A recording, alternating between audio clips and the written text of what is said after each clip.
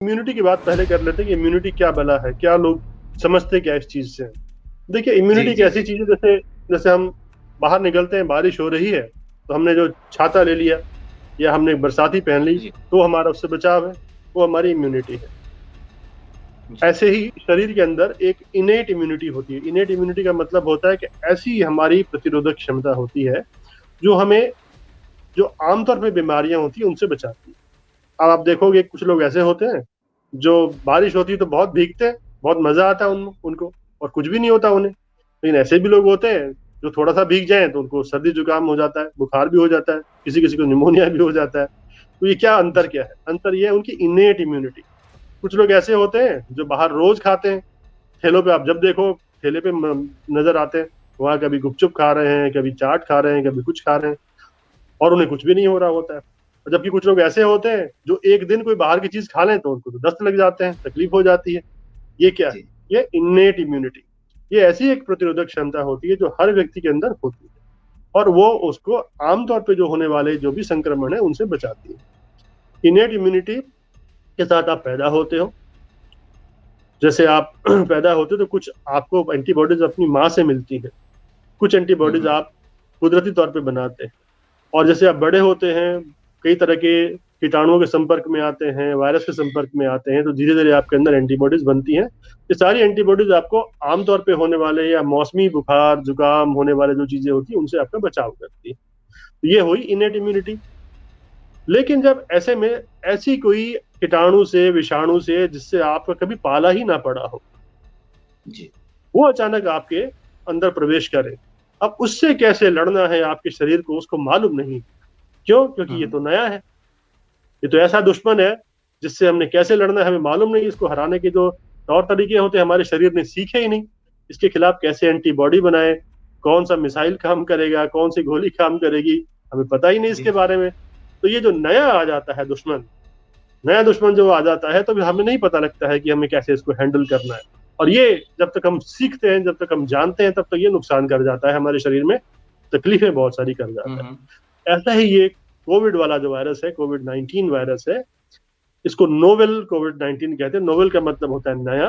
तो ये नया कोरोना वायरस है, और ये इस प्रकार का वायरस है कि हमारे किसी के शरीर को इसके बारे में कोई भी ज्ञान नहीं है कि हम किस कैसे लड़े।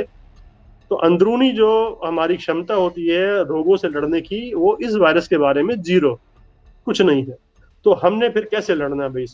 जी। अब इसमें हुँ, देखा गया है कि कुछ लोग जो पुराने वायरसेस हमारे अंदर हुआ करते थे, उनके खिलाफ जो इम्यूनिटी हमारी थी, उसी इम्यूनिटी के बलबूते कुछ लोग इस पे, ज्यादातर लोग बल्कि इस पे काबू पा लेते हैं। ये वायरस उनमें बहुत ज्यादा नुकसान नहीं करता है। लेकिन कुछ लोग जो हैं, उनके अंदर ऐसी इम्यूनिटी नहीं होने के बावजूद वो इससे लड़ नहीं पाते और गंभीर हो जाते हैं, गंभीर रूप से बीमार हो जाते हैं।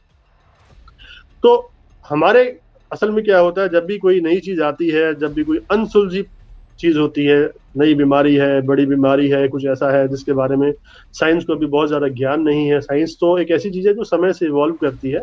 हमने आज जो एरोप्लेन हुँ, हुँ। बोइंग जो हम उड़ा रहे हैं, तो एक दिन में बोइंग नहीं उड़ा, पहले तो बहुत छोटे छोटे प्लेन उड़े, गिरे, फिर सीखे, फिर बड़े प्लेन बने। आज इतने सालों में जब हम पहुंचे, साइंस के एक प्रोग्रेस का तरीका होता है, वैसे प्रोग्रेस करता है। ऐसे ही साइंस का भी जो तरीका है इस बीमारी से लड़ने का, वो इवॉल्व हो रहा है, काफी हद तक कामयाबियां आने लगी हैं, और आगे भी कामयाबियां आएंगी। और मुझे लगता है अगले 6-8 महीने में ऐसी दवाएं आ जाएंगी जो बहुत अच्छी तरीके से इस बीमारी पे हम काबू पा लेंगे। लेकिन हमारे कुछ ऐसे शॉर्टकट वाले लोग हैं जो कुछ भी बातें करते हैं, उनके पास कोई प्रमाण नहीं है कि इससे ये चीज को हम ठीक कर पाएंगे या नहीं कर पाएंगे। इसके बावजूद वो लोगों में ये भ्रम फैलाते हैं कि आप ऐसा खा लो, वैसा पी लो, ये व्यायाम कर लो, ये काढ़ा पी लो, और ये जड़ी बूटी ले लो, इससे आपकी इम्यूनिटी बढ़ जाएगी। और इम्यूनिटी बढ़ने से क्या है, आप इस बीमारी पे काबू पा लेंगे। बात क्या है, ये जिन चीजों की बात करते हैं, इम्यूनिटी बूस्टिंग वाली चीजों की बात करते हैं, जो विटामिन सी है या जिंक है या और कई तरह की जो चीजें हैं, ये इनेट इम्यूनिटी को बढ़ाती है, ये स्पेसिफिक इम्यूनिटी को नहीं बढ़ाती। जैसे मैंने कहा, इनेट इम्यूनिटी जैसे आपको उन वायरस और बैक्टीरिया के खिलाफ आपको मजबूत करती है जो पहले से मौजूद रहे हैं मौसम में, सीजन में, हुँ, वातावरण में। हुँ। तो ये उस वाली बीमारी से लड़ने के लिए ही आपको मजबूती प्रदान करती है। लेकिन ये जो नया वायरस आया, उसके खिलाफ इनका कोई रोल नहीं। लेकिन हुँ, चूंकि ये व्हाट्सएप में आता है, इंटरनेट में आता है, तो लोग इसको एक भोलेपन में स्वीकार करते हैं, उनको लगता है कि इसको ले लेंगे तो इसको शायद हमें प्रॉब्लम नहीं होगी, और लोगों ने बहुत लिया। और जिस प्रकार का भी काढ़ा लोग सोच सकते हैं उस प्रकार का काढ़ा बना बना के पिया। अब जी पहली वेव के दौरान जो मैंने देखा है अपनी प्रैक्टिस में, लोगों ने काली मिर्च का और दालचीनी का काढ़ा बहुत पिया। और उसके पीने से क्या, जी दालचीनी भी और काली मिर्च दोनों ही बहुत इरिटेटिंग चीजें हैं, जो हमारा फूड पाइप है, जो आहार नली है, आहार नली को बहुत इरिटेट करते हैं। इरिटेट करके ऐसा महसूस कराते हैं जैसे एसिडिटी हो गई हो, लेकिन वो एसिडिटी नहीं होती है, वो एक तरह की इरिटेशन होती है, जलन होती है, और वो जलन बहुत दिनों तक चलती है। दर्द भी होता है। जो लोग रोज काले मिर्च का, दालचीनी का काढ़ा पीते आए हैं, सबको तो दिक्कत नहीं होती किसी भी चीज से, लेकिन जिन लोगों को उसके लेने से दिक्कत हो जाती है तो फिर वो सामान्य एसिड कम करने वाली दवाओं से ठीक नहीं होती। उनको बहुत धक्के खाने पड़ते हैं, इस डॉक्टर के पास जाते हैं, फिर वहां जाते हैं, फिर वहां जाते हैं, लेकिन वो काढ़ा पीना जब तक छोड़ते नहीं और छोड़ने के बाद इलाज कराते नहीं तब तक वो ठीक नहीं होता है। तो ये तो हुई दालचीनी और काली मिर्च के काढ़े की बात। एक और जो जी इससे ज्यादा खतरनाक काढ़ा जो लोगों ने बहुत पिया और अब भी पी रहे हैं, वो है गिलोय का। गिलोय का छिलका या जी गिलोय का जूस या गिलोय का काढ़ा, ये लोगों ने बहुत पिया है, और ये बहुत खतरनाक है। देखिए, हमारे जो ट्रेडिशनल मेडिसिन है उसके अंदर गिलोय को भी प्रमोट किया गया है, अश्वगंधा, गिलोय, इस तरह की जो चीजें प्रमोट करते हैं, और ये एक तरह से साइको एक्टिव चीजें होती हैं। साइको एक्टिव चीजें का मतलब ये होता है कि इसको लेने के आपको प्रफुल्ल महसूस होता है, आपको अच्छा महसूस होता है। लेकिन ये हमेशा जो पहले लोग लिया करते थे, थोड़े समय के लिए लेते थे, मान लीजिए महीने में 5 दिन ले लिया या 2 दिन ले लिया, या कभी कभार जैसे सर्दी का मौसम, ठंड का मौसम आया तो कुछ दिनों के लिए ले लिया। अब वैसे लेने से ये दिक्कत नहीं आती थी, क्योंकि फिर भी कुछ लोग ऐसे होते हैं जिनको एलर्जी होती है इनसे, तो उनको एक बार लेने से भी दिक्कत आ जाती है। लेकिन मुझे नहीं लगता कि कभी भी इतिहास में इतनी ज्यादा मात्रा में कभी ये हम लोगों ने ये गिलोय का काढ़ा इतने लंबे समय तक लिया होगा।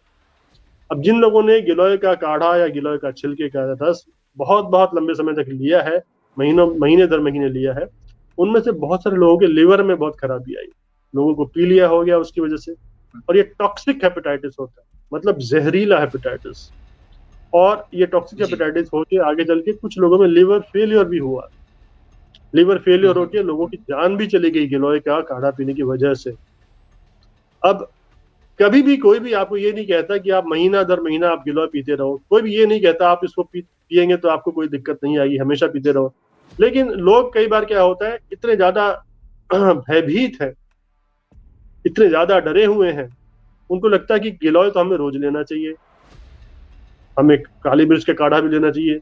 और अब तो दुर्भाग्य की बात है कि कुछ सरकारें भी काढ़ा प्रमोट करती हैं। ये मुझे बड़ा मतलब ठीक नहीं लगता है कि जिन चीज का साइंटिफिक एविडेंस ही नहीं है और जिनसे नुकसान होता है, उन चीजों का प्रमोशन नहीं करना चाहिए, सरकारी तौर पर तो नहीं करना चाहिए। और हमें भी ये ध्यान रखना चाहिए कि ये चीजें जब नुकसान करती है तो बहुत ज्यादा नुकसान भी कर सकती हैं। जो चीज अभी तक प्रूवन है जिससे कि हमें दिक्कत नहीं आती है, वो वही है जो कोविड अप्रोप्रिएट बिहेवियर है। मास्क पहनना, फिजिकल डिस्टेंसिंग रखना, हाथ सैनिटाइज करना, और घर से नहीं निकलना निहायत जरूरी ना हो तो।